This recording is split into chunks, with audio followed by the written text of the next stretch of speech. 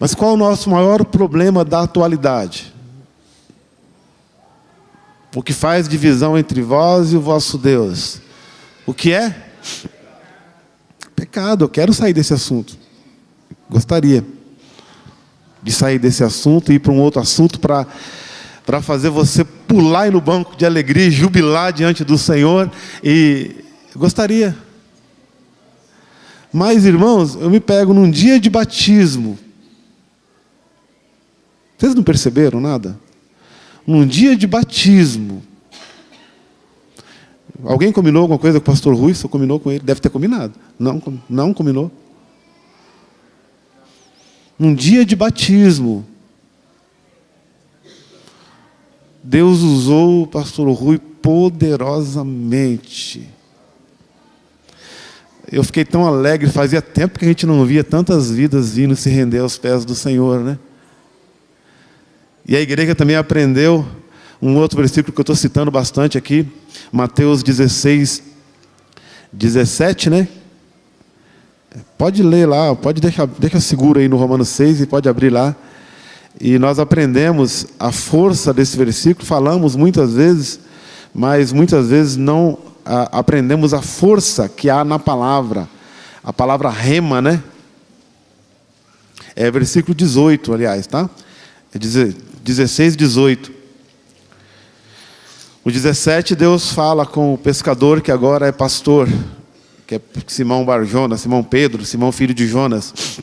Mas o 18 ele fala assim: pois eu te digo que tu és Pedro, uma pedra pequena, e sobre esta pedra, a confissão de Pedro é lógico, e sobre esta pedra, sobre o Cristo, o ungido de Deus, sobre esta pedra, o ungido de Deus, o Cristo de Deus, a revelação de Deus em carne, a revelação de Deus como homem, a revelação de Deus que comeu da nossa comida, que bebeu da nossa água, a revelação de um Deus que sentiu as nossas dores, a revelação do ungido, do Cristo.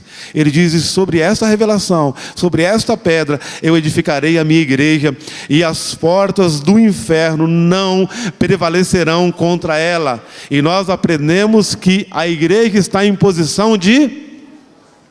Teve gente que lembrou, glória a Deus. A igreja está em posição de... porque as portas do inferno não prevalecerão. Então a igreja está empurrando as portas do inferno. E ontem nós podemos fazer isso. E os amados irmãos, quando estiver fazendo apelo aqui na frente, os irmãos que são ministros, você que é intercessor, você tem que combater, batalhar, quebrar as fortalezas, as amarras de Satanás. E nós fazíamos isso. Solta, Satanás, essas vidas agora. Solta em nome de Jesus Cristo. Destruímos as fortalezas, os grilhões.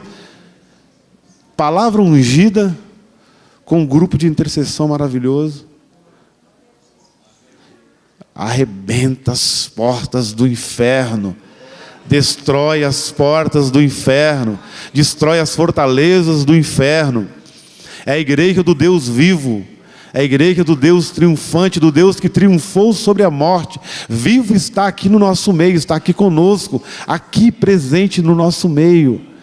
Pelo Espírito Santo, Ele está aqui, aqui. Ele está aqui. Então a igreja tem esse poder. E nós vimos ontem Deus usando uma palavra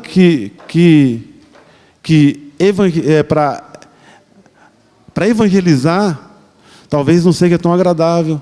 Para evangelismo, né? Talvez não seria tão agradável. Mas Deus usou poderosamente. Você fala: pastor, você vai falar como é que a pessoa vai entender o contexto do Antigo Testamento? São pessoas que nunca leram a Bíblia, nunca ouviram a Bíblia. Como é que a pessoa vai entender o contexto do Antigo Testamento? Deus faz entender, fica tranquilo. A palavra é dele, é ele que revela. E nós tivemos, fazia tempo que eu não via pessoas vindo chorando. Aí eu aproveitei e chorei junto também. Fazia tempo, queridos.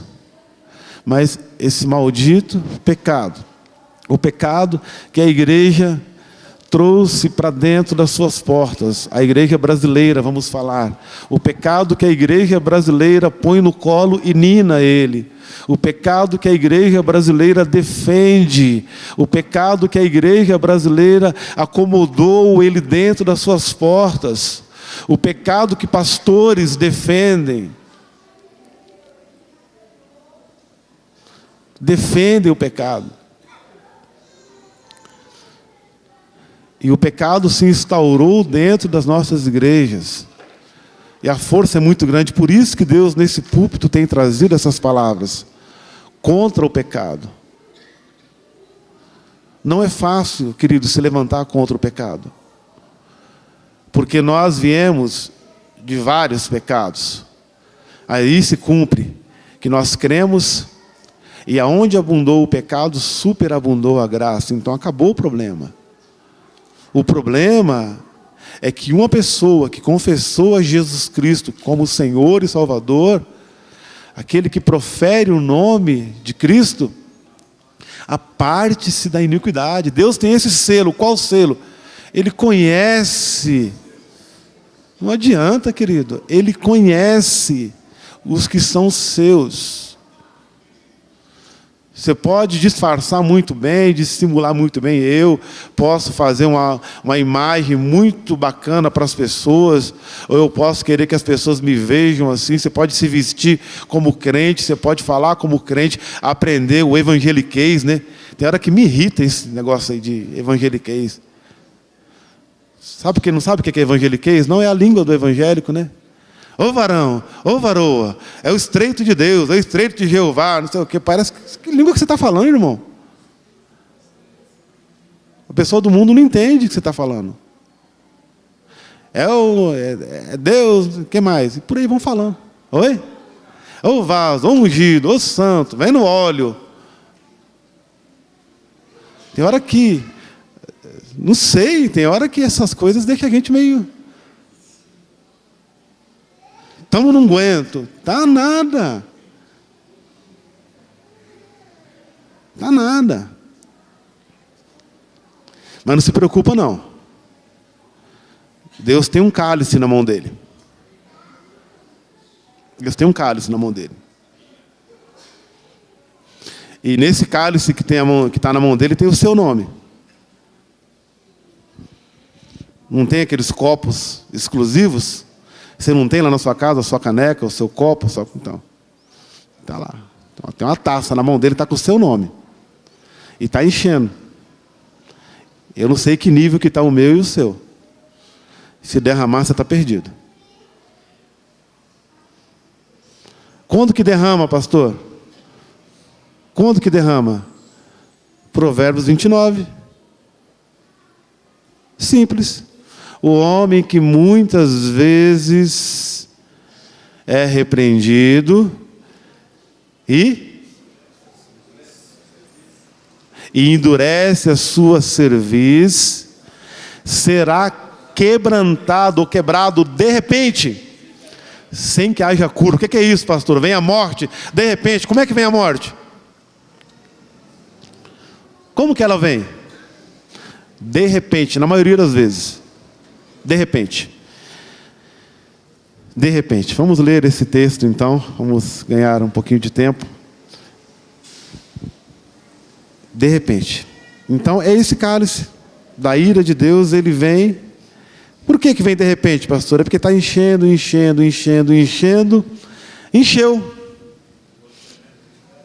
Quando você menos espera, derramou. Morreu. O que tem dentro desse cálice, pastor? Defesa do pecado, iniquidade, ira, injustiça, contenda, amargura, falta de perdão, a ira, a avareza principalmente, idolatria, prostituição, feitiçaria, e vai por aí afora. Vai enchendo o cálice. De repente, derramou, não tem jeito.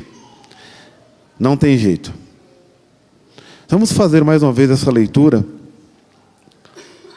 Romanos capítulo 6, da carta doutrinária de Paulo para Roma. Se você gosta de história como eu, leia a história de Roma. Sabe por que destruiu Roma, irmãos? Roma foi um império, conquistou vários países, fez um império. Roma, os gregos criaram aí a filosofia, o direito, e Roma aperfeiçoou. Roma tinha um senado maravilhoso, e Roma inventou sistema de esgoto, inventou sistema de água, inventou prédios, construções maravilhosas, uma arquitetura maravilhosa, e nenhum exército derrotava Roma. Sabe por que derrotou Roma? Se você ler na história, você vai ver. A prostituição e a homossexualidade derrotou Roma. Vai na história, vai lá ver. Chegou uma hora que no Senado, a prostituição, a homossexualidade, a pedofilia naquela época, que não era pedofilia, porque eles compravam a criança e faziam o que bem entendia com ela. Mas a Roma foi destruída por isso. Vai na história, procura lá. Capítulo 6 de Romanos diz assim: que diremos, pois? Permaneceremos no pecado para que a graça abunde? De modo nenhum. Ponto. Eu gostaria que você observasse esse ponto. Pastor, Deus fala conosco pela sua palavra? Sim. Sim, fala conosco pela sua palavra. E a sua palavra permanece para sempre nos céus. E Deus fala conosco através até de vírgulas, acentos e ponto. O que está escrito aí? De modo nenhum. Ponto final. De modo nenhum. Ponto. Acabou. Só que nós trocamos esse ponto por uma vírgula. De modo nenhum até que. Ah, pastor, morreu meu marido, vou ficar viúva. Jesus agora vai ser meu marido.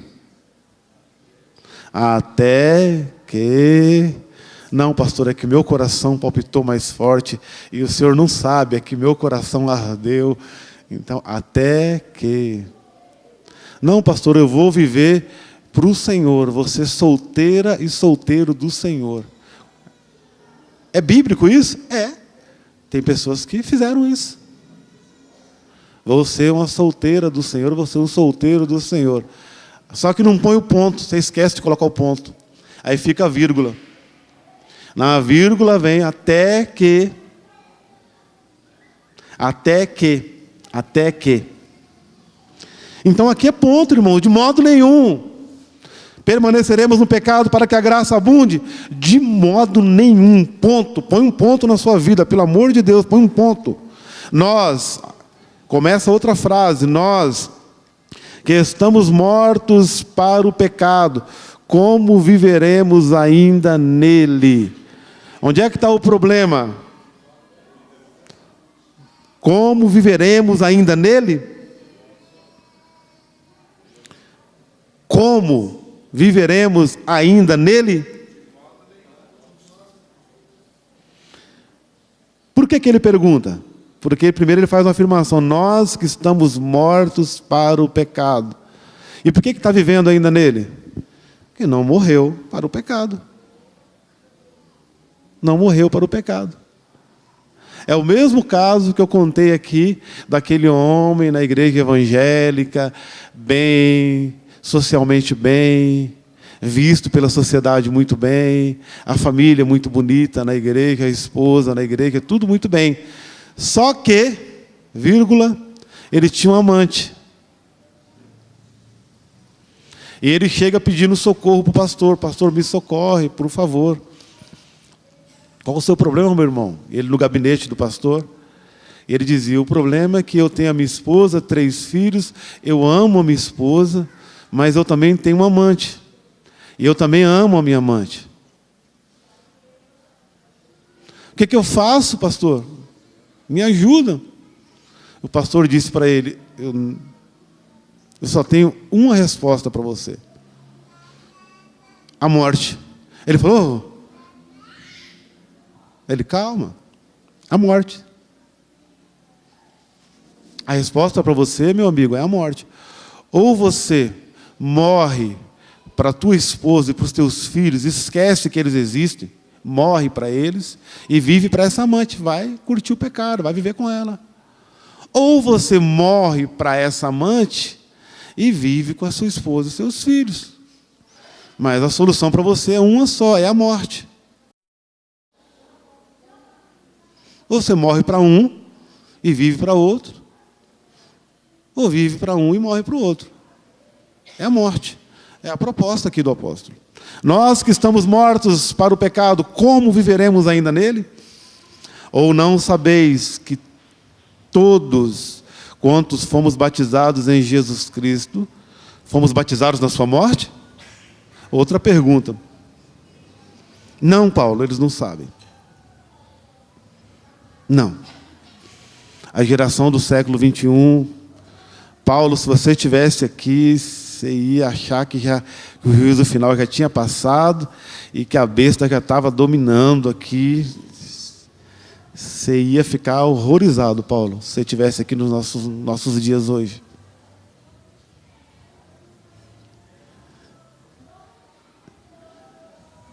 Vou te contar, Paulo, se você visse a geração que fala que é crente hoje, você teria vergonha do sangue que você viu ser derramado no Coliseu. Dos nossos irmãos que derramaram o sangue lá no Coliseu, cumprindo o resto das aflições de Cristo que você tinha falado.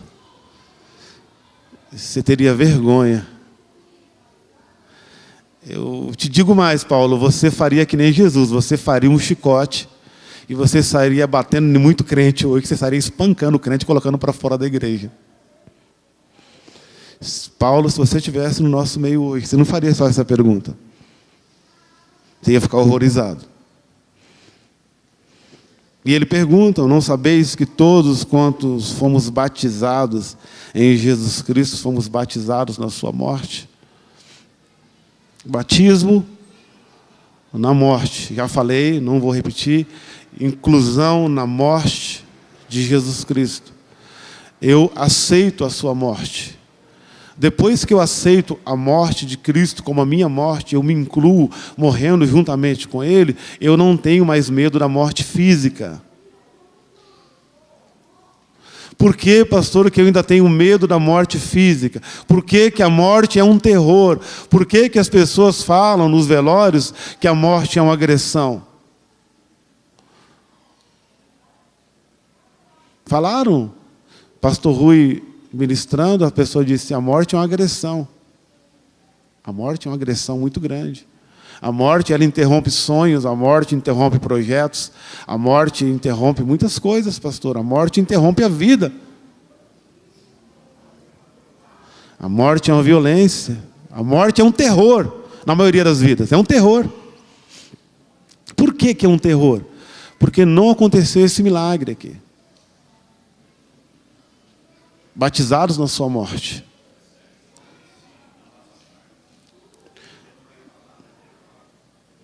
Está faltando mesmo. O pastor está dizendo que falta. Falta mesmo. Ensino da nossa parte, pastores. E eu venho ministrando aqui para os irmãos, pedindo para o Senhor, eu fico pedindo para o Senhor me dar direção. Eu quero falar muita coisa, sabe? Eu tenho bastante conhecimento meu, muita coisa, eu gosto muito de ciência, eu gosto muito de história. Eu tenho cada história bonita, cada conto bonito aqui para fazer vocês chorarem. Eu tenho cada coisa legal, mas eu falo, Senhor, não deixa eu falar não. Não deixa não. Vai ficar bonito. Eles vão chorar. Eles gostam, vai ficar bonito, vai ficar legal na foto. Mas não vai trazer a unção que despedaça o jugo. Na segunda-feira, eles vão continuar no mesmo pecado, no mesmo problema, esperando mais um final de semana para ver se muda a situação e puxando o imbé do pecado. O pastor fala de imbé aqui. Imbé é um cipó que você vai puxando e parece que nunca acaba. Se você já andou no mato, aí você quer pegar um pedaço grande, e quando você quer pegar um pedaço grande dele, o infeliz quebra na sua mão, quebra um pedaço pequeno. É assim, fica puxando. Mas eu tenho coisas maravilhosas. Eu digo para o Senhor, fala, o Senhor fala. E muitas vezes vocês não sabem o que passa no meu WhatsApp, né? Uma hora eu mostro para vocês. Os irmãos, alguns elogios, outras reprovações, e alguns incomodados, muita gente incomodada. Quem é o pastor que pensa? Quem ele pensa para falar isso? Eu não penso nada, eu estou falando. Se eu pensar para falar, eu não falo. Se eu for pensar para falar uma mensagem dessa daqui, eu não falo. Não falo. Isso daqui é sem pensar mesmo. Isso aqui é na direção do Espírito Santo de Deus. E eu fiquei ontem assim, no dia do batismo. No dia do batismo. A palavra sobre a força do pecado. A palavra que Deus te guardou dentro dos seus muros, dos muros da santidade. E a única exigência que ele fez foi o seguinte: não saia fora dos meus termos, dos termos da santidade. O dia que você sair, você vai morrer. É obediência. Obedecemos. Então ele pergunta: você não sabe disso? Que quando você foi batizado em Jesus, você foi batizado na sua morte? A morte de Cristo. Então, se eu morri com Ele, eu tenho que perder o medo da morte física. Se ainda há o medo da morte física, é a força do pecado. Porque o salário do pecado é a morte. Logo, então, o medo da morte é por conta do pecado. Lógico. Ainda há coisas que nós precisamos melhorar. Na última vez que eu estive aqui, Deus nos chamou a um tratamento, a quebrar essa força do pecado, essa potestade, esse príncipe que governa na vida das pessoas com o pecado, alimentando com o pecado, como um bom caçador, colocando aquilo que você gosta, o que eu gosto, na força do pecado, e chamava alguns irmãos. Eu recebi muita mensagem. Muita gente dizia: pastor, eu não tive coragem de ir na frente. Mas de lá de onde eu estava, eu orei. De lá de onde eu estava, eu recebi muitas, acho que mais de 40 mensagens. Eu não tive coragem. Eu sei, eu falei: irmão, eu sei, eu também não teria. Algum tempo atrás eu também não teria. Algum tempo atrás eu não teria coragem de sair do meu lugar. Deus levantou um varão aqui, um valente, ele veio aqui na frente, falou o seu testemunho, levantou outros, e Deus fez milagre, vai continuar fazendo, na atitude que você tomou. A atitude que você tomou vai gerar força e poder de Deus na sua vida. E essa força e poder, ela vai combater contra o pecado, vai te dar força para você pisar na cabeça do pecado. Ele é o Cristo que pisou na cabeça da serpente. E você pisar na cabeça desse inimigo. E não deixar ele continuar te usando, é coisa terrível. Então, esse batismo na morte me incluiu a morte de Cristo na minha vida. Então, veja bem que o Evangelho não começa com vida. O Evangelho é vida, ele é vida, mas não começa com vida. O Evangelho começa com morte. A morte do Cordeiro, a morte do Cristo, e a minha morte, incluída juntamente com Ele, crucificado juntamente com Ele, que é o que Ele diz no próximo versículo, de sorte, versículo 4, que fomos sepultados com Ele pelo batismo na morte, para que, como Cristo ressuscitou dos mortos pela glória do Pai, assim andemos nós também em novidade de vida, em vida nova. Pastor, eu gostaria muito, pastor, disso, dessa vida nova. Eu sonho, eu almejo com essa vida nova, mas eu não consigo, pastor, eu não consigo. Tem alguma coisa errada, eu não consigo. Aqui está o erro. Faltou a morte, faltou o batismo na morte, faltou o sepultamento. e faltou a ressurreição pela glória do Pai. Se não tem morte, não tem ressurreição. Então faltou a ressurreição. Faltou ser levantado juntamente com Ele da sepultura. Como, pastor? Pela glória do Pai, pelo mesmo poder do Espírito Santo que ressuscitou a Jesus Cristo dentre os mortos. Esse mesmo Espírito é que nos ressuscita no meio de uma geração morta. Uma geração que está morta para Deus. Uma geração que nasce morta. Uma geração que está na barriga da mamãe, vivendo. Mas a criança já está morta para Deus. Está dentro da barriga da mãe para nascer. E nasceu, mas está morta para Deus. Uma geração que nasce morta. E que precisa ser incluído na morte e ressurreição de Cristo. Ele pergunta isso para nós. Porque se fomos plantados juntamente com Ele na semelhança da sua morte, olha só o mistério, também o seremos na da sua ressurreição. Paulo vai dando a receita para nós, né, de fazer o bolo, a receita de uma nova vida. Fomos plantados juntamente com Ele na semelhança da morte. E Jesus fala o seguinte, que se o grão de trigo caindo na terra não morre, ele fica ele só. Mas, se morre, dá frutos e muitos frutos a Deus. Então está assim, se eu não tivesse aceitado Jesus como Senhor e Salvador da minha vida, e morrido, hoje eu não teria toda a família, todos os irmãos, debaixo da promessa, crer no Senhor Jesus, será salvo tu e a tua casa. Mas alguém tem que morrer, alguém tem que quebrar o elo lá em casa, daquela corrente maligna. Aí morre um, ressuscita, e vai dando frutos em outros, vai dando frutos. Então, se não tem a morte da igreja, não tem palavra de vida e de poder no mundo. Nós não temos a palavra da unção, a unção que despedaça o jugo. Temos isso que vocês estão vendo por aí, esse circo evangélico. Isso é um circo. Isso é uma palhaçada, que de um lado está alguém que está vendendo o produto, e de outro lado está alguém que quer comprar o produto. Quem é que está errado? Os dois. Os dois estão errados. Não vou entrar nesse mérito. Isso é Deus. Isso é profético. Isso tem que acontecer. Jesus disse que os escândalos viriam. E outra coisa que eu não entendo, ele disse que tem necessidade. Jesus disse, é necessário que venham os escândalos.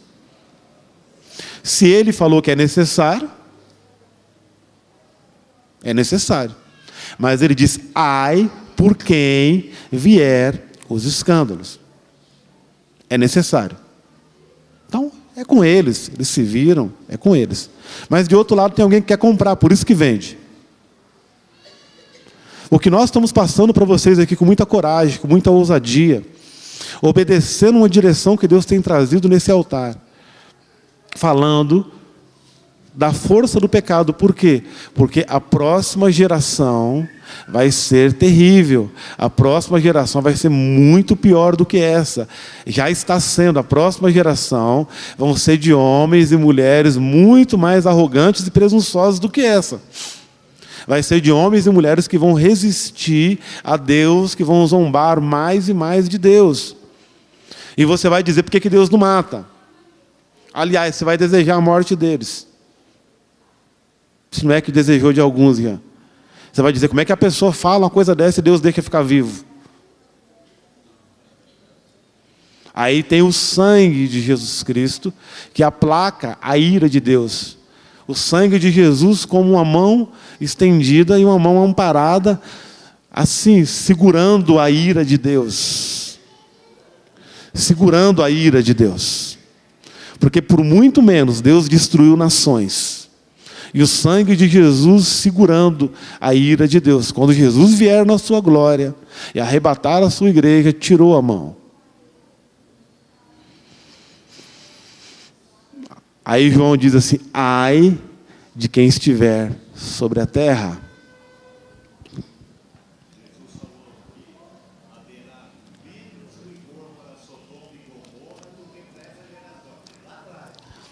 profeticamente. Pega comigo as profecias de Jesus. Existem alguns livros, tem 2 pelo menos, que falam das profecias de Jesus.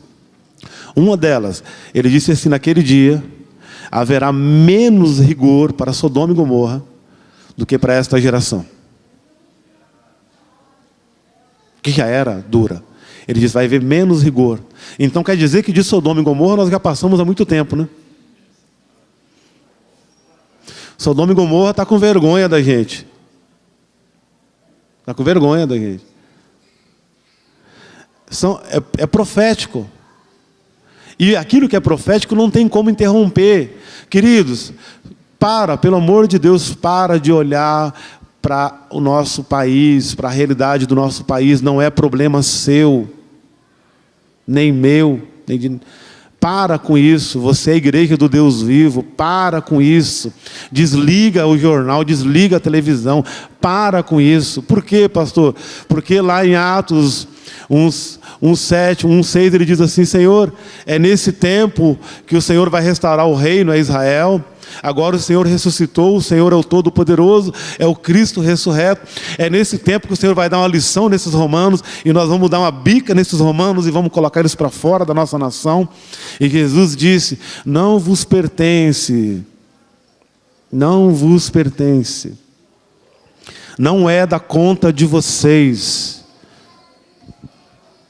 não é da conta de vocês. Tira o nariz disso. Não é da sua conta. Saber o quê? Saber isso, os tempos, as estações que o Pai determinou pelo seu poder. Não é da sua conta. Se Brasília vai pegar fogo ou não. Não é da sua conta. Se os militares vão tomar conta ou não. Não é da sua conta. O que é da minha conta então, pastor? O versículo 8 é da sua conta. O versículo 8 de Atos 1:8 diz assim: mas recebereis poder e a virtude do Espírito Santo, e vocês vão ser testemunhas, tanto em Jerusalém, Samaria, Judeia, até os confins da terra. Vocês vão ser testemunhas no Brasil, em São Paulo, no Mato Grosso, no país inteiro. Vocês vão ser minhas testemunhas, que Deus é o governo e o sustento da igreja. Que o parlamento da igreja já está decidido há muito tempo, que ele tem um rei que está assentado sobre o trono, que julga com justiça e com juízo, e que todo o poder... Você não acredita nisso? Você não acredita nisso? É triste. Quando Jesus repreende aquele pai de família, aquele pai do menino endemoniado, e Jesus, eu já preguei aqui sobre isso, capítulo 9 de Marcos, e todo mundo de olho no menino endemoniado, e o menino endemoniado, e Jesus me deu uma lição, porque eu questionei Jesus, eu falei: Jesus, o Senhor chega lá, o menino está endemoniado, e o Senhor deixa o menino se batendo endemoniado, ele vai conversar com o pai do menino? Não é assim que está no texto? Jesus chega, o que está acontecendo? O que está acontecendo é que o meu filho está endemoniado desde criança, e o demônio despedaça, e ele espuma e range os dentes, vai se acabando, vai se definhando. E na hora que o menino olha para Jesus, o demônio manifesta mais uma vez. E começa a jogar o menino no chão e fica se debatendo. Qual o correto? Não é primeiro socorrer quem está passando mal? Para depois perguntar para a família o que está acontecendo? Você chega com teu filho no pronto-socorro, perdendo o ar, afogando. O que você quer que o médico faça? Aí o médico não socorre, pastor Marcelo. Não socorre. Ele chega e escuta, há quanto tempo que isso acontece? Por que essa criança está assim? E você e ela desesperada: não, mas quanto tempo que está aqui? E a criança está lá se batendo, morrendo. O que você faria numa situação dessa? Doutor, pelo amor de Deus, primeiro socorre a criança, depois a gente dá o relatório. E Jesus, sabiamente, ele vai aonde está o problema, ele vai no pai do menino. Ele diz: Quanto tempo que isso acontece? E o menino está lá, se batendo endemoniado. Você vai achar isso lá em Marcos 16, para quem está anotando, Marcos 9:16. Só para quem está anotando, eu estou contando o texto. E Jesus começa a perguntar, e ele fala, não, o demônio pega ele desde criança e lança na água, nos rios, né, para afogar ele, lança no fogo, lança e vai e despedaça, e ele vai definhando. E o homem já não aguentando mais, como ficaria os pais, o homem diz assim, se o Senhor pode fazer alguma coisa, nos ajuda, porque os seus discípulos não puderam. É isso que ele quis dizer. Porque eu já levei esse menino em tudo quanto é lugar e ninguém ajuda. Se o Senhor pode fazer alguma coisa, tem misericórdia de nós e ajuda-nos. Ai, Jesus é bom de direita, e quando não dá, ele dá de esquerda também. Ele deu logo de direita, no fígado. E ele falou, se tu podes crer, tudo é possível ao que crê. E Jesus, dando uma de direita nele, diz, e você? E você? Você pode acreditar? Você pode parar de ser incrédulo, porque lá atrás, nesse capítulo, ele diz assim, ó geração incrédula e perversa, até quando eu vou aguentar vocês? Até quando vos sofrereis? De vez em quando eu vejo uma cena dessa aqui dentro. Jesus olhando para a nossa cara e dizendo, geração incrédula, e eu te acuso nesta manhã, e eu acuso a minha vida nesta manhã, que muitas vezes fui incrédulo, e o Espírito Santo nos acusa nesta manhã, a nossa incredulidade. E o pai do menino diz lá o texto que com lágrimas, arrependido, diz assim, Senhor, eu creio. E ele diz, perdoa a minha incredulidade. Ajuda a minha incredulidade. Aí quando o demônio que pegava o menino, mas estava no pai do menino, entendeu agora o socorro? O demônio que pegava o menino, mas estava no pai do menino. O demônio que pegava o seu filho e sua filha, mas muitas vezes está em você. E muitas vezes está no casal. Aliás, a maioria das vezes está no casal.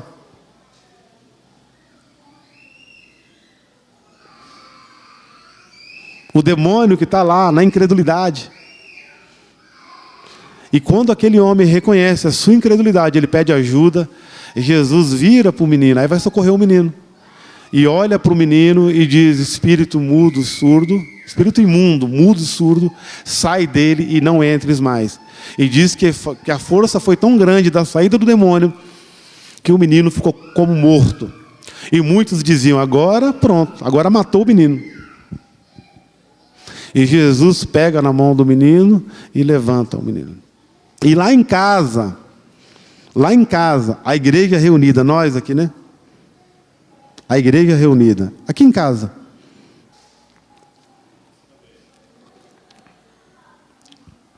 Senhor, o que está acontecendo? O que está acontecendo? Nós saímos esses dias, de 2 em 2, expulsamos demônios, curamos enfermos, nós vimos, o Senhor nos deu poder. O que está acontecendo? Por que nós não podemos expulsar? E Jesus diz, por causa da incredulidade. Ele diz assim, olha, esta casta de demônio, é o último versículo do texto. Ele diz, esta casta de demônio não sai a não ser com jejum e oração, ou oração e jejum, não altera a ordem. Esta casta de demônio. Que casta de demônio? A maioria dos crentes, infelizmente, é uma mentira de Satanás, é uma doutrina de demônio, né? O que é doutrina de demônio, pastor? É a Bíblia falada por demônios. Isso é doutrina de demônio. É a Bíblia que você lê, só que falada por demônios, e muitas vezes no seu consciente e subconsciente. E Jesus disse, por causa essa incredulidade, só sai com jejum e oração. E a igreja muitas vezes fala que para expulsar demônio a pessoa tem que estar em jejum e oração. E os demônios tomam posse disso. Tomam tanto posse disso que já bateram boca com ele aqui. Ele expulsando o demônio diz: só sai com jejum e oração. Vocês estão com a barriga cheia de macarrão, não vou sair não. E ele, mais boca dura, ele diz: com macarrão ou sem macarrão, você vai sair em nome de Jesus Cristo. É em nome de Jesus Cristo. Pastor, e o que é que sai com jejum e oração? Essa incredulidade aí na sua vida. Essa incredulidade de vencer a força do pecado. A força do pecado muitas vezes não é vencida por causa desse espírito de incredulidade, essa potestade que domina sobre a igreja. Incredulidade. E você deve estar aí perguntando, na crise que nós estamos passando, você deve estar perguntando aí: e o Senhor? Não pode fazer nada? Não pode nos ajudar? E o Senhor não pode nos socorrer? E o Senhor? E por que eu estou passando isso? Por que eu estou passando aquilo? O Senhor não é um Deus de milagres? Você deve estar perguntando, e se pergunta, não tem coragem de falar, mas pergunta. E se não pergunta, passa aqui. Mas só que o Deus da Bíblia, Ele sonda os rins, os pensamentos. Ele vê a intenção do coração dos pensamentos. Então, você só pensou em pensar, Ele já sabe. E essa dúvida, e o Senhor está dizendo para mim e para você: você pode crer? Você pode acreditar? Você pode largar essa incredulidade? Ou mandar essa incredulidade? E pastor, e se tem essa incredulidade na minha vida? Jesus deu a receita. Pastor, e se tem essa incredulidade na minha vida? A receita de Jesus: jejum e oração. Vai lá para matar a tua carne um pouco. Fala: hoje você não come, hoje você não bebe, hoje você vai me obedecer. E a tua carne vai começar a gritar, e vai dar náusea, e vai dar dor de cabeça, e você vai segurar a tua carne, e vai dizer: aqui quem manda sou eu, hoje você não come, hoje você não bebe. Hoje é na presença de Deus, é o dia inteiro. Pastor, eu vou ter que ficar de joelho o dia inteiro? Não, você vai levantar, você vai andar, é como diz lá em Deuteronômio: andando pelo caminho, assentando, levantando. Você vai estar na presença do Deus vivo. Mas precisa tirar dia para isso. Precisa tirar dia para isso. Para matar essa incredulidade. E por causa dessa incredulidade não acontece isso. E eu aqui mais uma vez falando Romanos 6. E você está aí no banco dizendo de novo Romanos 6. E Deus está dizendo para você de novo.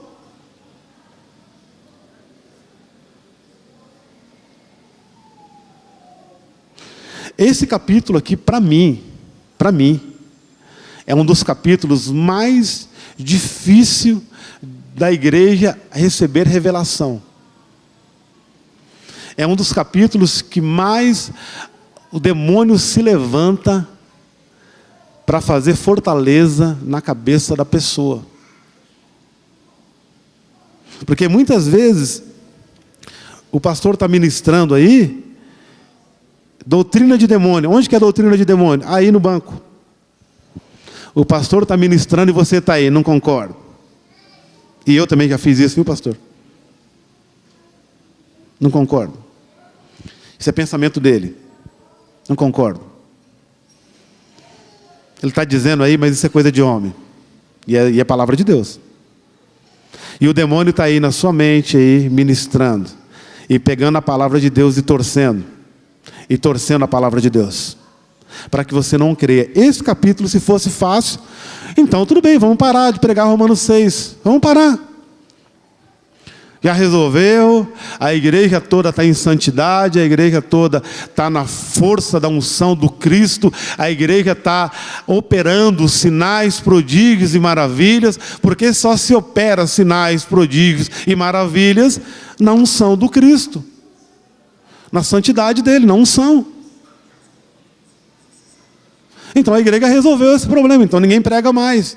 Vamos parar de pregar isso. Está resolvido. Mas estamos nós aqui de novo. Se fomos plantados juntamente com Ele na semelhança da sua morte, também o seremos da sua ressurreição. é vida de ressurreição. É vida de ressurreição, sabendo isso, que se o nosso homem velho foi com ele crucificado, para que o corpo do pecado seja desfeito, para que não sirvamos mais ao pecado. Porque aquele que está morto está justificado do pecado. Foi o que eu acabei de falar do homem lá. Qual o problema do homem? Ele ama a esposa e ama a amante. O homem que eu contei a história agora há pouco. Ele gosta das duas. Qual o nosso problema, pastor? Nós gostamos dos dois.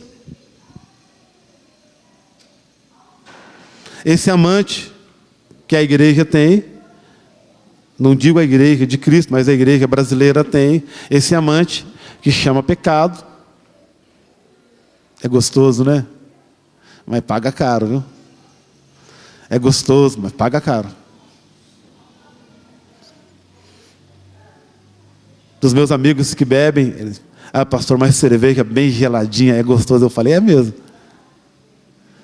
E é mesmo. E é até diurético, né? E é até alimento também. E tem até cevada e tem o malte lá, que é remédio. É bom. É bom. Satanás falou que, vamos fazer uma merchandising aqui, falou que a Kaiser era uma grande cerveja. Só que ele esqueceu de dizer que não é uma grande ressaca. Ou, aliás, ele não fala, né? Ele não conta. Ele não conta que os maiores alcoólatras que estão lá nas sarjetas, que perderam as suas famílias, que nós vamos socorrer, começaram com uma cerveja gelada, uma latinha. Ele não conta isso. Satanás não conta o por trás dos bastidores, né? Ele só conta a alegria. Então põe lá uma mulher bem bonita para fazer um comercial de cerveja. Onde é que está o problema? O problema está na força do pecado. Não nos pecados. Não estou falando aqui de cerveja ou de bebida. Até porque a cultura do nosso país é de alcoólatra. Por isso que a gente não bebe. A cultura do Brasil é de alcoólatras. É muito grande. Então, melhor ficar longe dessa encrenca. Melhor coisa é ficar longe. Pastor, mas dá uma escapadinha de vez em quando, assistir lá um negócio mais, né?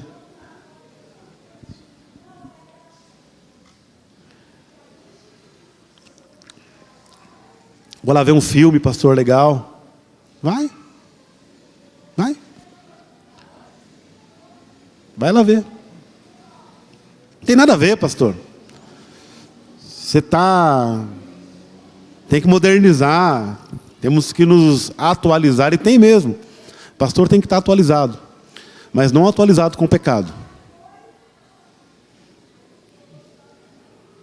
Mas ele vai te cobrar caro. Fique sabendo isso. Mamãe falava lá em Minas Gerais. O diabo ajuda a fazer, mas não ajuda a esconder. Isso é o ditado lá de Minas. O diabo ajuda a fazer, mas não ajuda a esconder. Ele mesmo, lembra que o pastor Rui estava ministrando ontem? Falou, o teu servo fugiu. E a mesma pessoa, os mesmos que falaram o teu servo fugiu, foram lá entregar para Salomão. Então o diabo é a mesma coisa. É igual no tráfico de drogas. Os meninos, eu morei muito na região da Rota da Droga, que é a Marechal Rondon, e na Rota da Droga, eles contratam os meninos para ganhar 10, 15 mil, 20 mil reais, para passar com a caminhonete com droga. Então ele contrata 2, 3 para passar com a droga. O traficante contrata. E o próprio traficante entrega a pessoa que ele contratou para a polícia. Ele já tem um esquema com a polícia. Aí a polícia rodoviária para aquela caminhonete ou aquele pequeno carro. Enquanto isso, passa um caminhão. É tudo esquematizado. E o bobo alegre lá está achando que vai ganhar um dinheiro. Não, vou ganhar 15 mil. Vai ficar na boa. Sou malandro agora toda a vida. Vou ganhar. Então. E na cadeia nós estamos assim, um monte de gente lá dentro. Satanás é o traficante do pecado.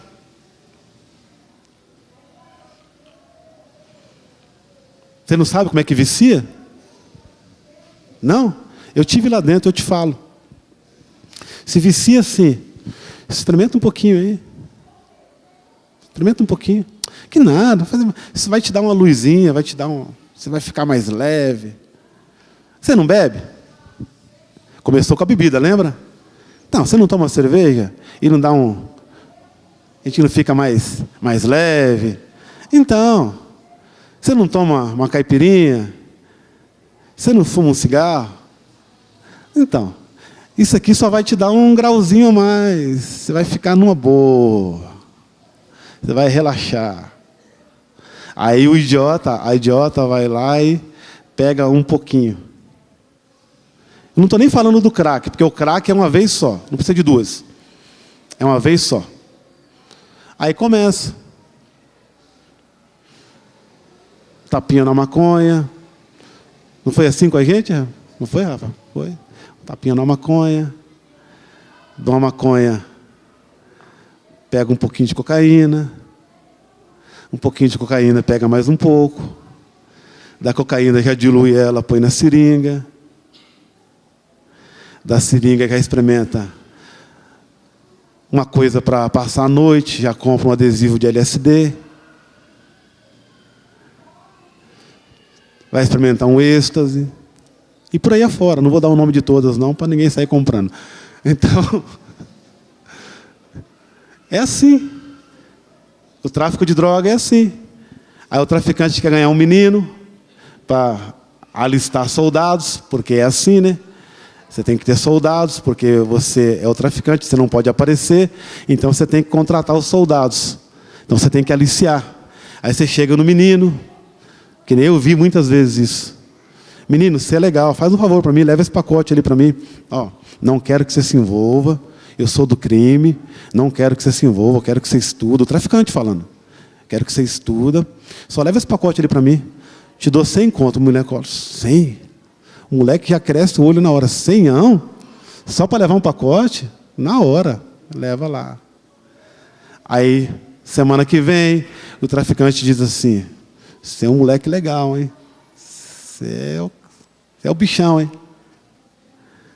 Aí, moleque, comprei um tênis para você. Pega lá um Nike, mais ou menos, de R$500. Mais ou menos, que é um Nike bom, custa R$1.200. Um tênis, né? Custa R$1.200. Mas ele pega o Nike mais ou menos e chega aí, moleque, trouxe um presente para você, você é um moleque legal. Aí o moleque olha assim, pô, mas meu pai nunca me deu um presente desse. O cara é humano mesmo, o cara...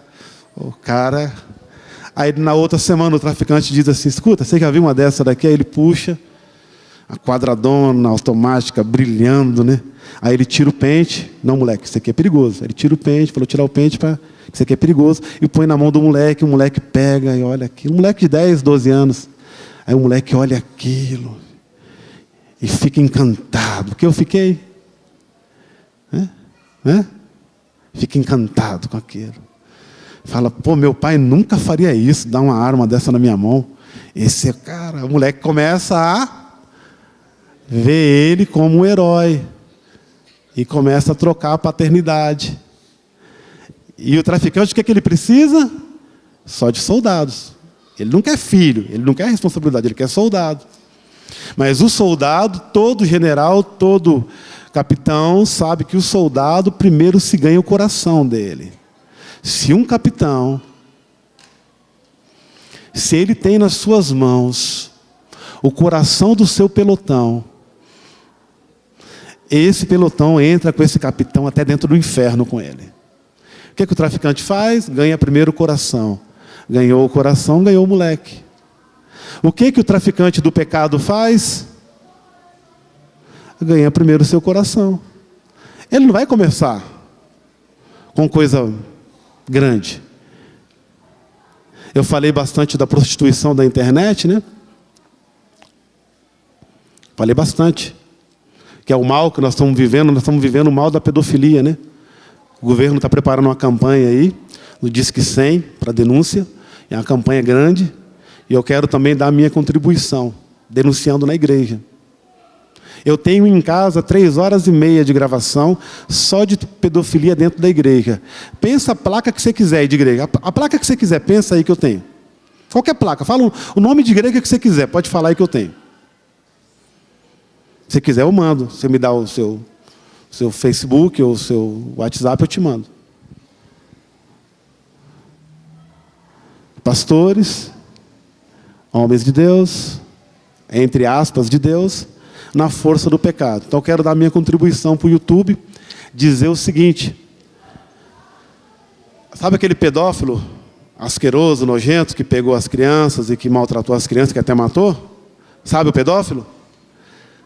Você quer saber quem ele era?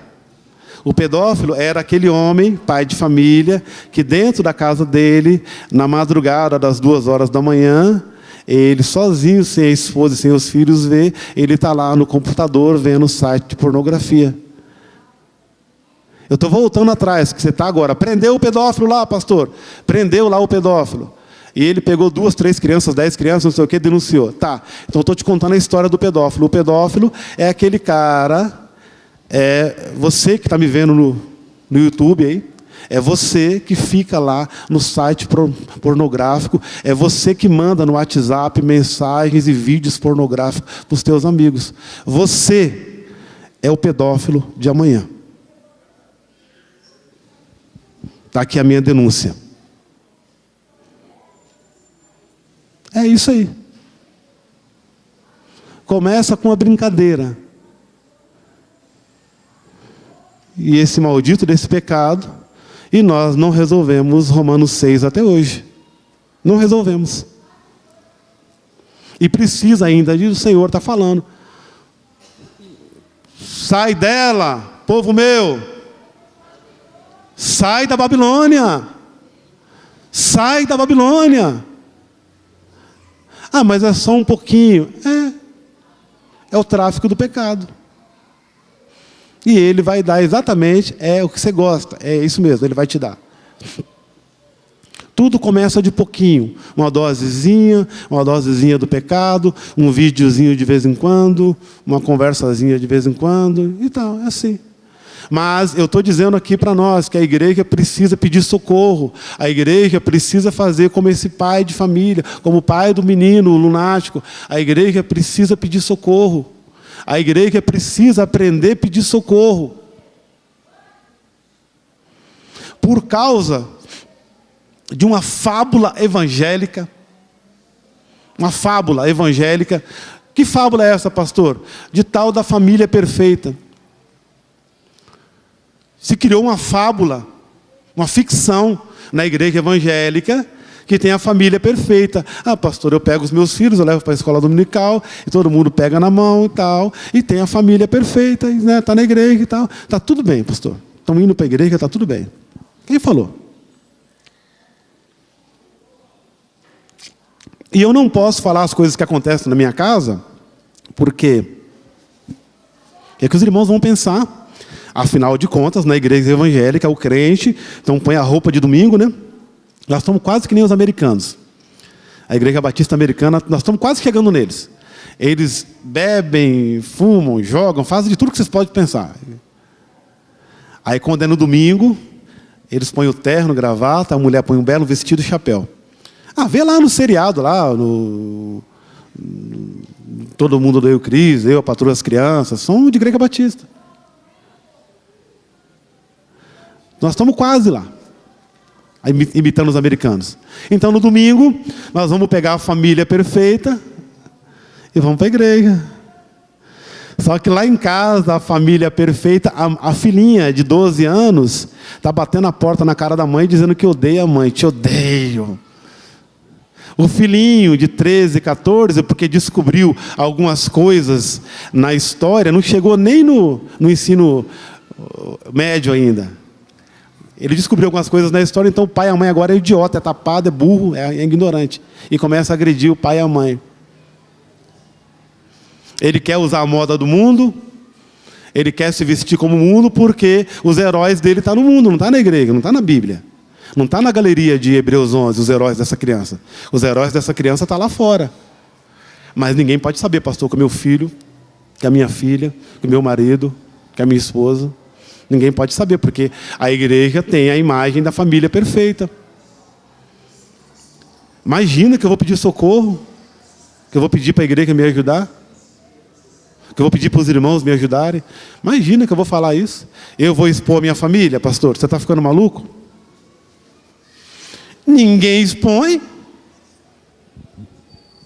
O sistema é assim. Ninguém fala a verdade. Você quer que eu falo?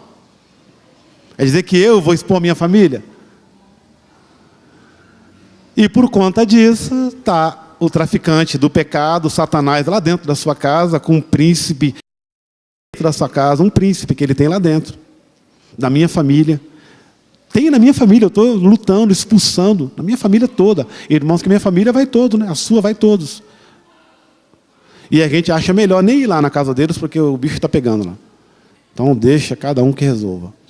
Imagina, vou fazer que nem você, pastor, falar publicamente que você tem cunhado na cadeia por pedofilia, que eu tive irmão preso por pedofilia, que eu tenho pessoas na minha família que agrediram de querer matar outros.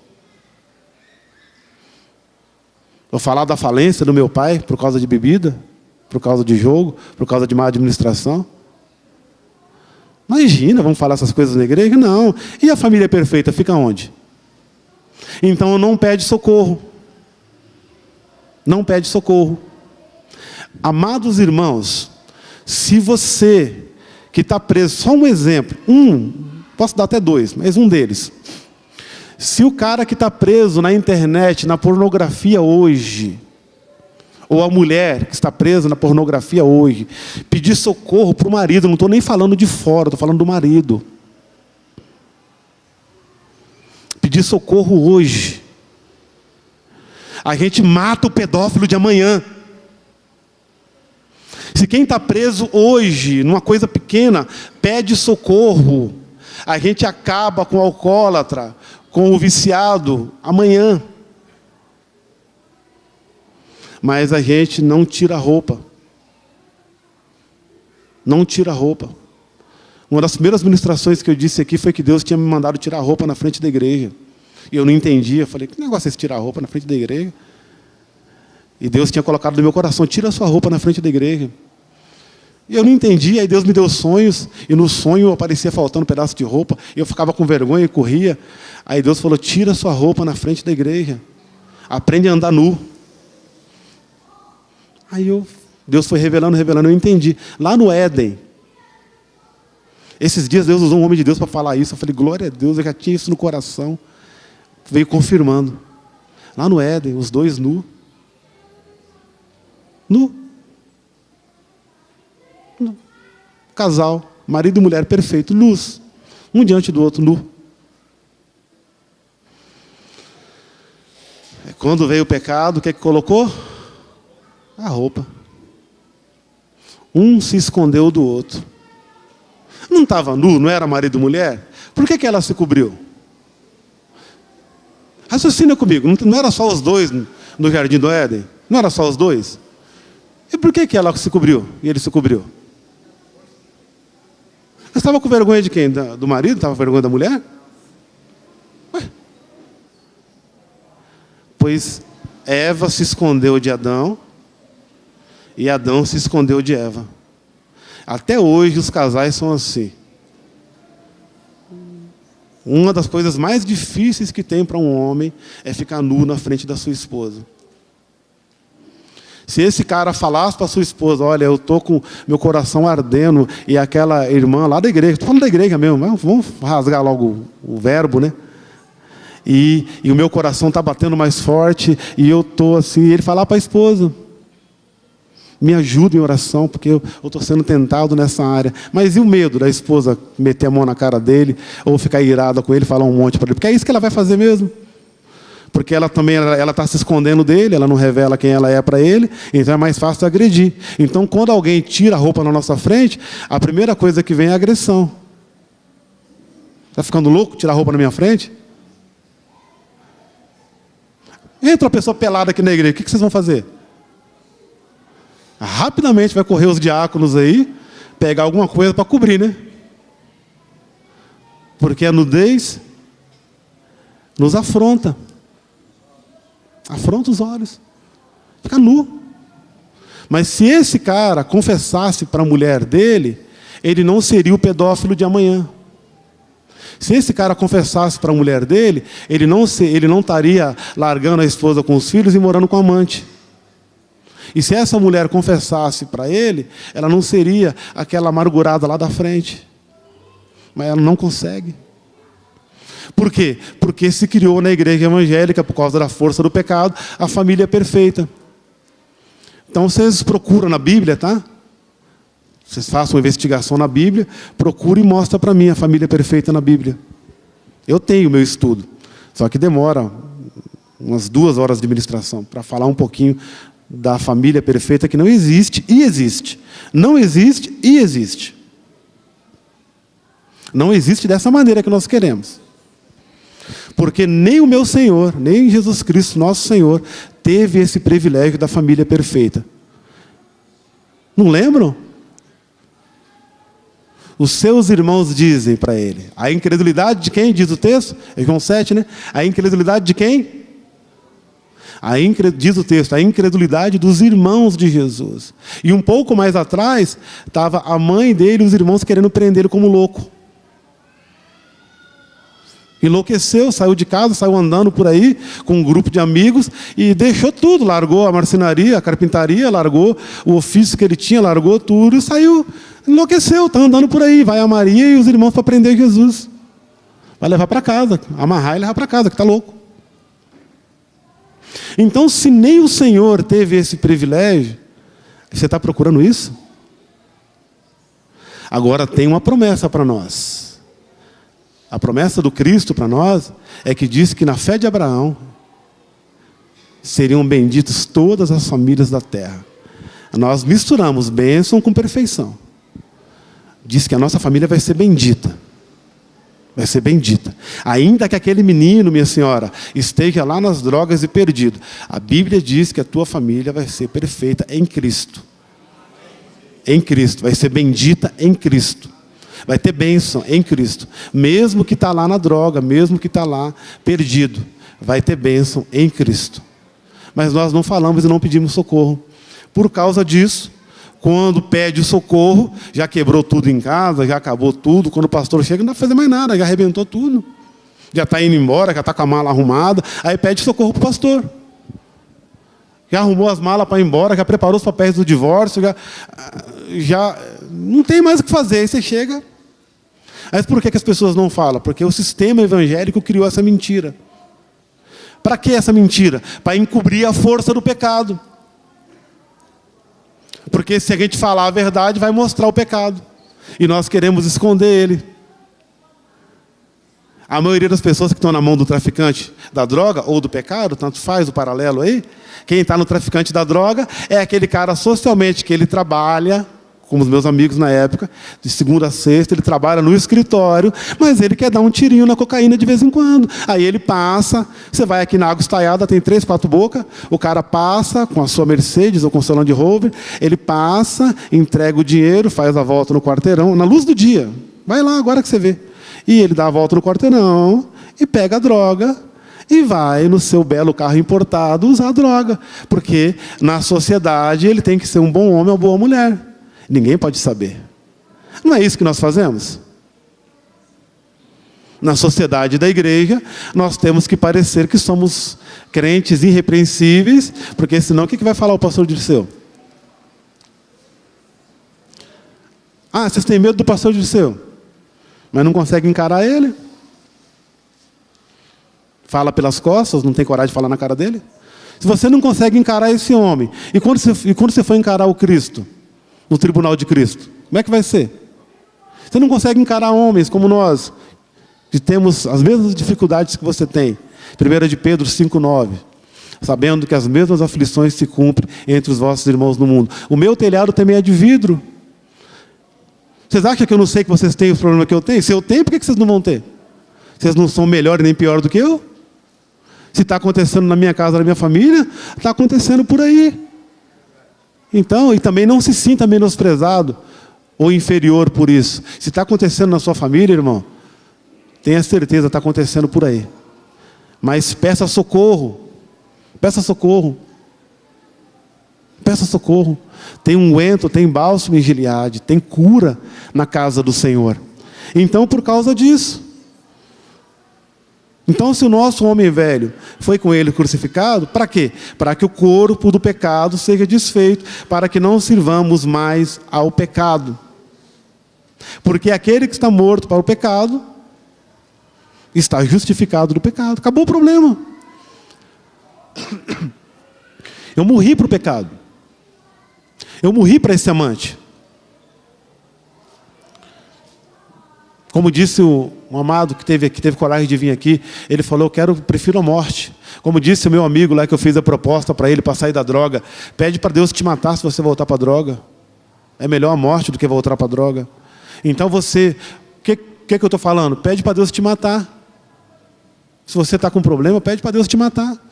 Fala, eu aceito a minha morte.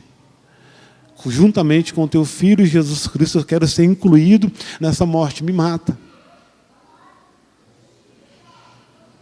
Esse ser está destruindo a minha vida.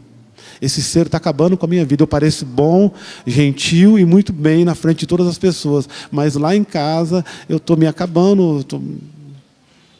E quando a pessoa não consegue fazer isso que eu estou falando, o próximo passo dela é a depressão. E na depressão, essa condicionada, né? Não a depressão doença.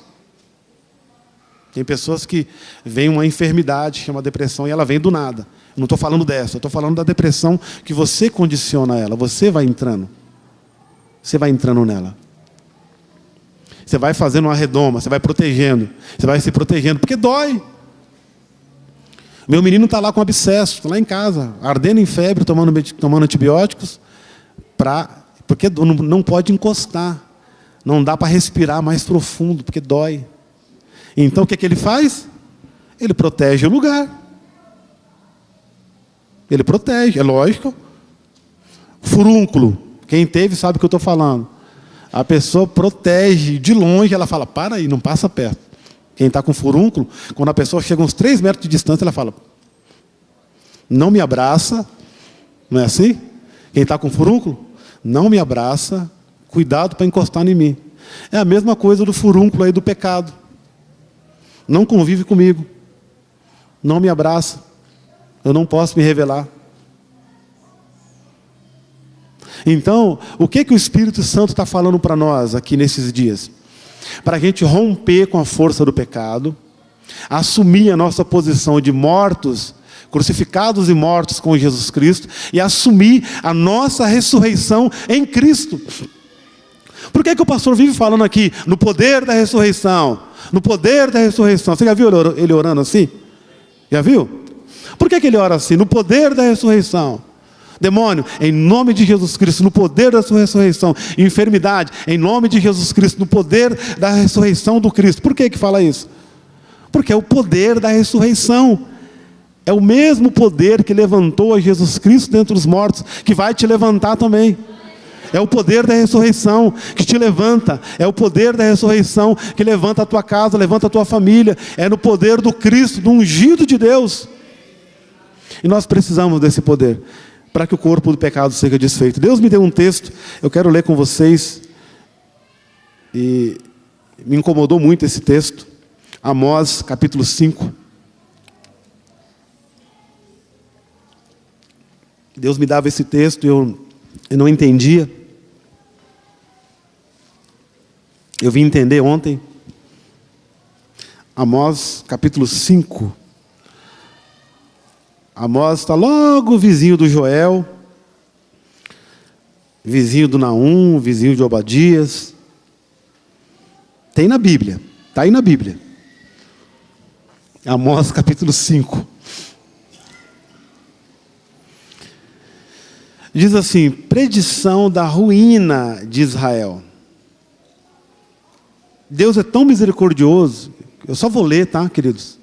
Para vocês verem um paralelo com a nossa realidade. Deus é tão maravilhoso, que Ele fala as coisas para nós antes de acontecer. Ele é tão lindo, Ele fala para nós antes de acontecer. Então, o que Ele fala pelo seu profeta, aqui pelo profeta Amós, e ele fala da predição da ruína de Israel. Ele diz assim, ouve esta palavra que levanto como uma lamentação sobre vós, ó casa de Israel. A virgem de Israel caiu, nunca mais tornará a levantar-se, desamparada está na sua terra, não há quem a levante. Porque assim diz o Senhor Jeová: a cidade da qual saem 1000 conservará 100, e aquela da qual saem 100 conservará 10 a casa de Israel.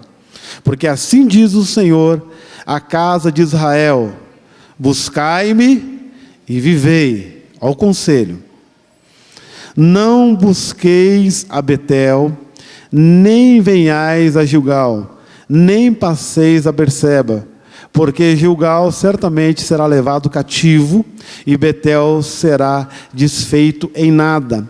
Buscai ao Senhor e vivei, para que não se lance na casa de José como um fogo e a consuma, e não haja em Betel quem o apague. Vós que converteis o juízo em alosna e deitais por terra a justiça, procurai o que faz o 7 estrelo e Órion, e tornam a sombra da noite em manhã, e escurece o dia como a noite. O que chama as águas do mar e as derrama sobre a terra, o Senhor é o seu nome.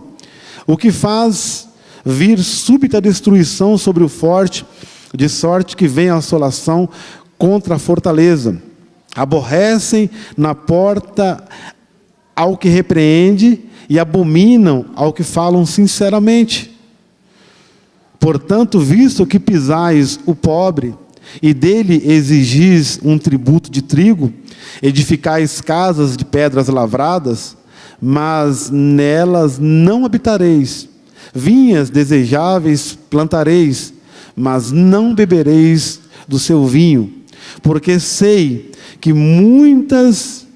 são muitas as vossas transgressões, e enormes os vossos pecados. Afligis o justo, e tomais resgate, e rejeitais os necessitados na porta. Porque o que for prudente guardará o silêncio naquele dia, porque o tempo será mau. Buscai o bem e não o mal, para que vivais. Assim diz o Senhor, o Deus dos exércitos, estará conosco, como vós dizeis. Aborrecei o mal e amai o bem, estabelecei o juízo na porta. Talvez o Senhor, o Deus dos exércitos, tenha piedade do resto de José. Porque assim diz o Senhor, Deus dos exércitos, o Senhor: em todas as ruas haverá pranto, e em todos os bairros dirão: ai, ai, e ao lavrador chamarão para o choro, e para o pranto os que souberem prantear. E em todas as vinhas haverá pranto. Passarei pelo meio de ti, diz o Senhor. Ai daqueles que desejam o dia do Senhor. Para que quereis vós esse dia do Senhor? Trevas será, e não luz. Mais para frente ele continua falando de todo o contexto que ia acontecer com Israel. Mais para frente ele diz que a pessoa vai correr de um leão e vai achar um urso.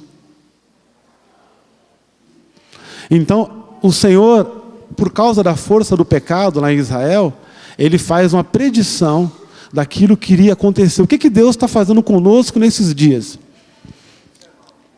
O que o Senhor está fazendo conosco? Mais um versículo. É o 19 que eu falei, né? Não, eu já falei ele. Né? Se quiser ler, tudo bem. Porque como se um homem fugisse de diante de um leão e se encontrasse com ele o urso, ou como se entrando em uma casa a sua mão encontrasse a espada e fosse mordido por uma cobra. O texto é grande e o tempo vai embora. Reflita comigo mais um texto. Isaías capítulo 2. Para vocês entenderem o que Deus está falando conosco nesta manhã.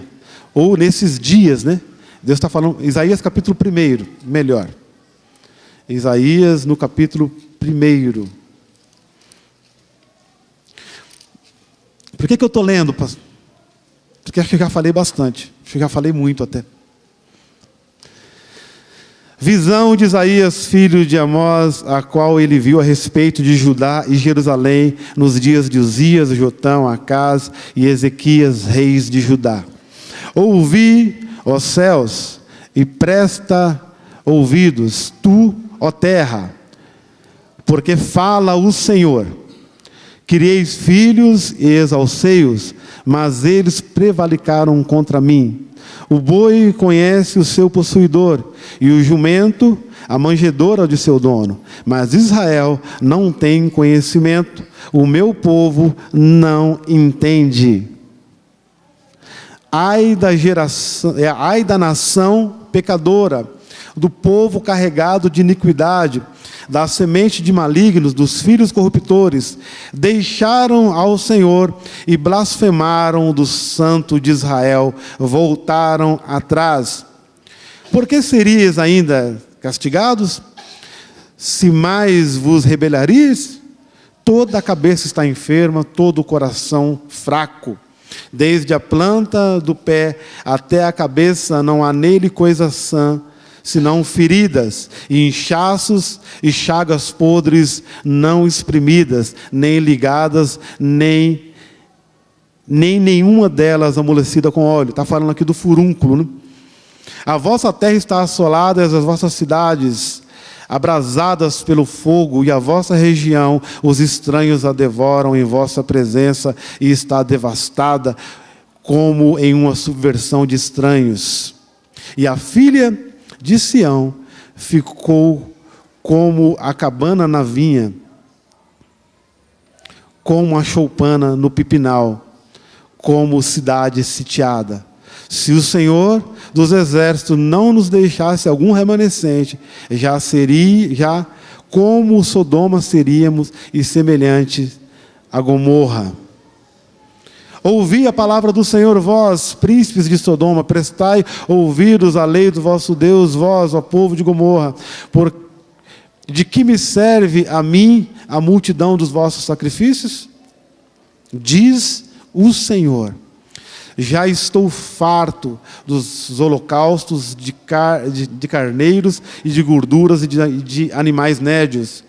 E não folgo com o sangue de bezerros, nem de cordeiros, nem de bodes. Quando vides a mim para comparecerdes perante mim, quem requereu isso das vossas mãos? Que viesses pisar os meus átrios? Não tragais mais ofertas de balde, o incenso é para mim uma abominação. As luas novas e os sábados e a convocação das congregações, não posso suportar iniquidade, nem mesmo o ajuntamento solene. As vossas luas novas e as vossas solenidades as aborrece a minha alma, já me são pesadas, já estou cansado de as sofrer. Pelo que quando estendeis as vossas mãos, escondo de vós os meus olhos. Sim, quando multiplicais as vossas orações, não as ouço, porque as vossas mãos estão cheias de sangue. Levantai-vos, purificai-vos, tirai a maldade de vossos atos de diante dos meus olhos. Cessai de fazer o mal, aprendei a fazer o bem, praticai o que é reto, ajudai o oprimido, fazei justiça ao órfão, tratai da causa das viúvas. Vinde então e argui-me, diz o Senhor, ainda que os vossos pecados sejam como a escarlata, e eles se tornarão brancos como a neve, e ainda que sejam vermelhos como o carmesim, se tornarão como a lã branca. 2 últimos versículos. Se quiserdes e ouvirdes, comereis o bem dessa terra, mas se recusardes, mas se for rebeldes, sereis devorados à espada, porque a boca do Senhor o disse. Lá em Jeremias, ele diz claramente que o meu povo fez 2 maldades. É isso, No capítulo, eu ia ler o capítulo 2 inteiro para vocês, não dá tempo. Mas no capítulo 2, versículo 13, diz assim: o meu povo fez duas maldades. A mim me deixaram manancial de águas vivas, e cavaram para si cisternas rotas que não retêm as águas. O que é isso, pastor? O meu povo, diz o Senhor, me deixou manancial de águas vivas. Não quero confessar, não quero deixar, não quero abandonar, porque tenho vergonha, e tenho vergonha até de mim mesmo. Mas comece nesta manhã encarando você mesmo. Depois encara a tua esposa, depois encara o teu esposo. Ela vai te ajudar, ele vai te ajudar. Vocês são um diante do Senhor. Se isso não começar lá em casa, irmãos, nós não vamos conseguir cumprir Romanos 6 e não vamos conseguir entrar no 8. Tem que começar lá em casa. Confissão, arrependimento e abandono. Se fosse confessado lá em casa, a coisa não estaria tão feia como está hoje.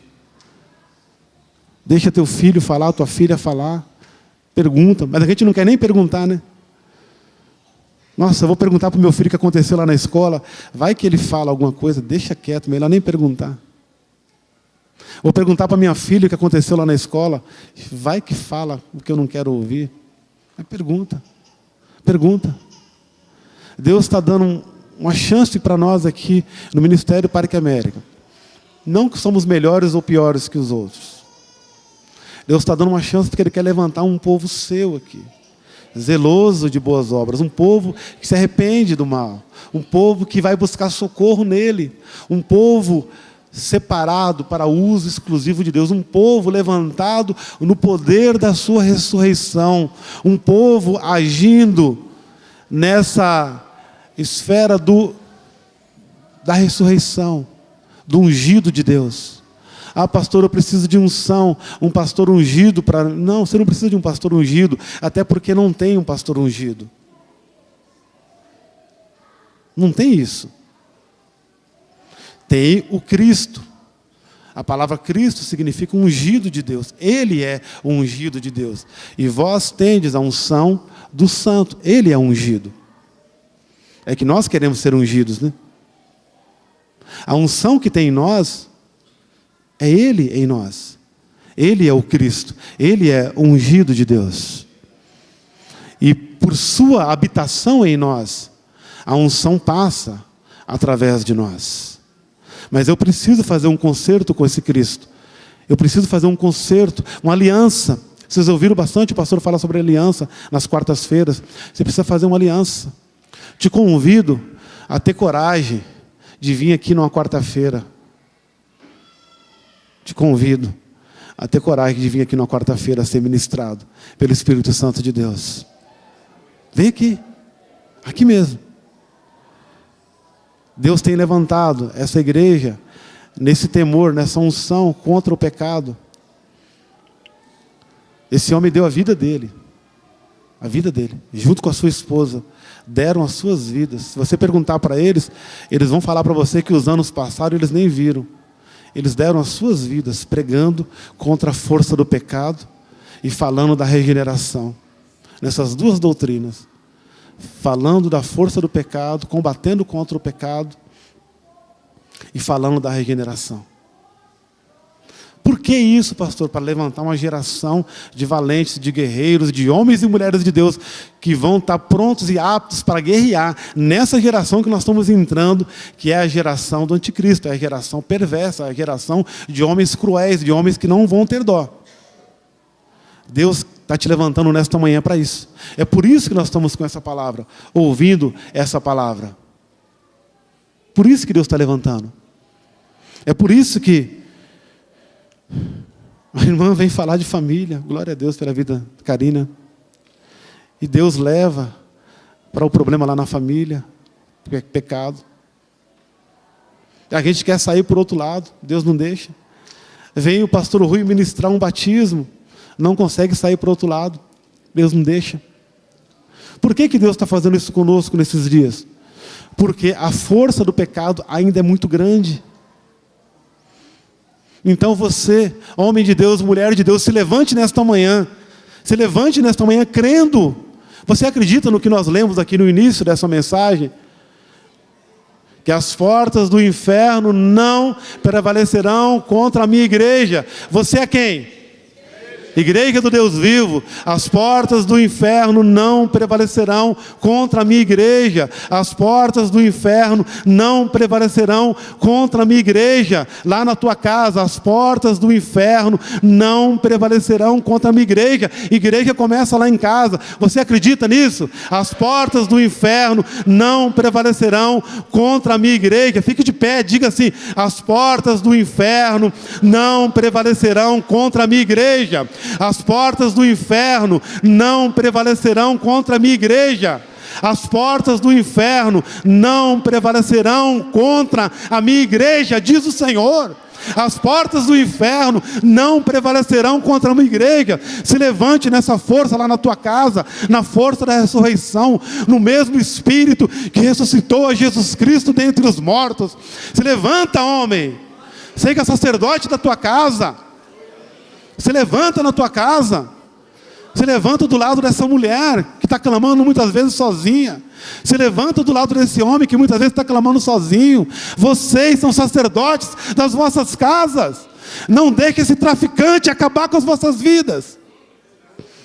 Ele chega acariciando os teus filhos pela tela da televisão. Ele chega presenteando os teus filhos, como o traficante faz, pela tela da internet do teu computador. Ele não tem piedade. Ele não vem senão a outra coisa: matar, roubar e destruir. Se levante como sacerdote da tua casa, e as portas do inferno não prevalecerão contra a minha igreja, diz o Senhor. Toma posição de ataque. Toma posição de ataque nesta manhã. Você acredita nisso? Toma posição de ataque. Você acredita nisso? Toma posição de ataque. Para de chorar pelos cantos. Toma posição de ataque pela tua família. Pastor, mas a retaliação é mentira. Imagina que Deus vai colocar você para lutar contra o inferno e depois vai deixar o diabo atacar a tua família. É mentira a retaliação. É mentira isso. Se levanta pela tua família nesta hora, em nome de Jesus Cristo. As portas do inferno não prevalecerão contra a minha igreja. As portas do inferno não prevalecerão contra a minha igreja. Diz assim: as portas do inferno não prevalecerão contra a minha casa. As portas do inferno não prevalecerão contra a minha casa. A minha casa é a igreja do Senhor. A minha casa é a igreja do Senhor. A igreja começa lá em casa. A igreja começa na família. A igreja começa na família. Em nome de Jesus, levanta um clamor aí pela tua família. Eu vou pedir uma oração em concordância agora. Deus tinha me falado aqui no banco. Desculpa que avançou o horário, mas vou pedir uma oração em concordância para 3 pastores aqui. Pastor Jonas, pastor Marcelo. E depois eu quero pedir aqui para o nosso diácono André. Oração em concordância, o que é? Vamos aprender a orar? Vamos aprender a orar? Vamos aprender? Então, quando um fala, o outro concorda. Amém? A gente faz um barulhão aí que ninguém entende nada e tudo. Isso aqui é oração em concordância. Isso aqui é os irmãos clamando pelas famílias, pela igreja. Pastor Jonas, pastor Marcelo, André, em nome de Jesus. Aleluia. Mais uma vez, as portas do inferno não prevalecerão contra a minha igreja. Em nome de Jesus, as portas do inferno não prevalecerão contra a minha igreja. Igreja em posição de ataque. Igreja em posição de ataque. Igreja em posição de ataque. Amém? Vocês têm as armas da milícia. Em nome de Jesus. Deus vos abençoe.